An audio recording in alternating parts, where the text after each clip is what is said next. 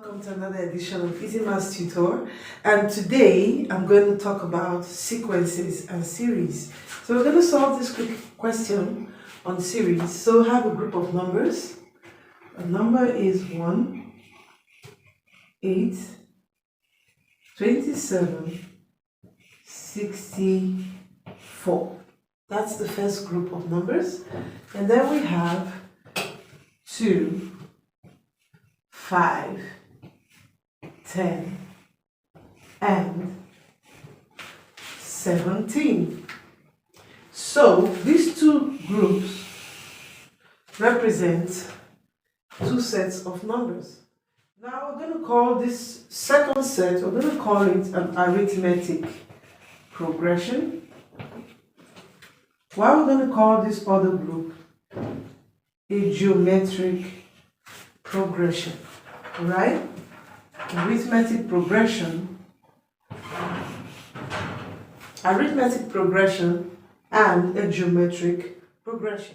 Arithmetic progression means that the differences between the group of numbers increases in an arithmetic or addition method, while the differences between the numbers of a geometric progression increases in multiples, in geometric numbers. Alright? So that's it. So the question is, let's find a pattern. What is the pattern? What is the formula that defines the pattern of these numbers, of how these numbers move? For instance, you have 2 times table, factors of 2. It's also an arithmetic progression. 2 times 1, 2. 2 times 2, 4. 2 times 3, 6. 2 times 4, 8. 2 times 5, 10, and so on and so forth. So the multiplication table is an arithmetic progression. And then we have exponential numbers increasing. For instance, you may have 2 raised to the power 1 gives you 2. 2 raised to the power 2 gives you 4. 2 raised to the power 3 gives you 8.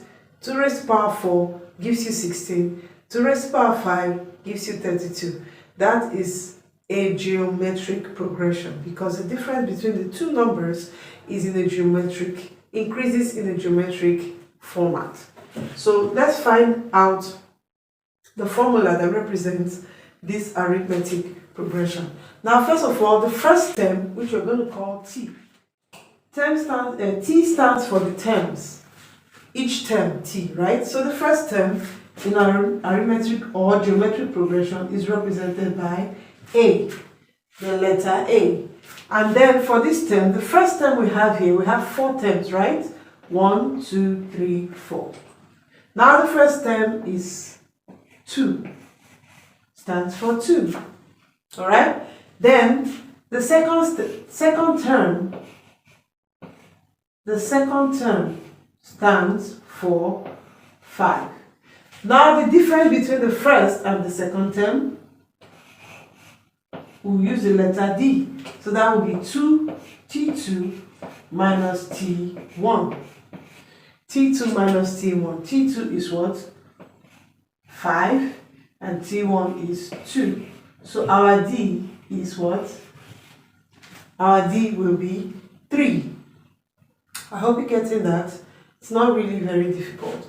So I have a general formula which we use to represent arithmetic progression. So we'll call it Tn.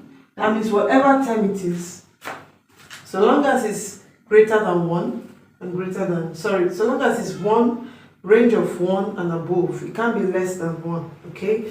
So Tn will be A plus n minus 1 D. Now this is the general formula for getting the nth term of an arithmetic progression.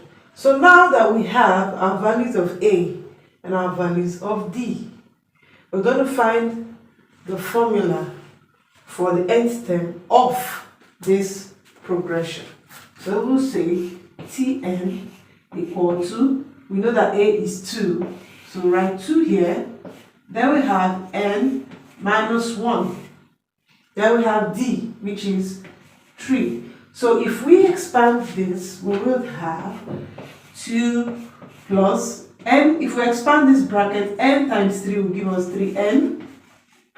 Minus 1 times 3 will give us minus 3. So taking like terms on both sides, we'll have 3n, right? 3n, right? Then we have minus 3 plus 2, which is equal to minus 1.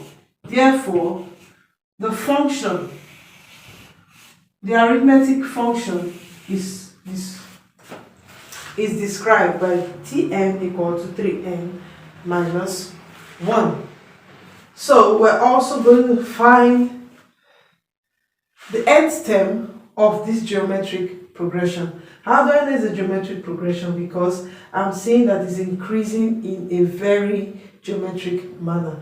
So I concluded that this is a geometric progression. So I'm going to use the general formula for finding a geometric progression. And that is a arrow raised to the power n minus 1. Where a stands for the first term, and arrow stands for the difference between the first and the second. The first and the second term. Okay, or stands for the ratio between the first and the second term. So now we have our a equal to 1. While our r, I told you it is the difference between the first and the second term. So it's going to be t2 all over t1. So we know that t2 is what? 8, while t1 is what? 1. So r stands for 8. So we're going to substitute these values into this function to get the formula or the nth term for this geometric progression. So we will say Tn is equal to a is 1, r is 8, and n raised to the power n minus 1. So it will give us 8 whole number n minus 1. Tn. Alright? So this is a function that will give us these terms. This is a function that will give us these terms. So can we quickly test it?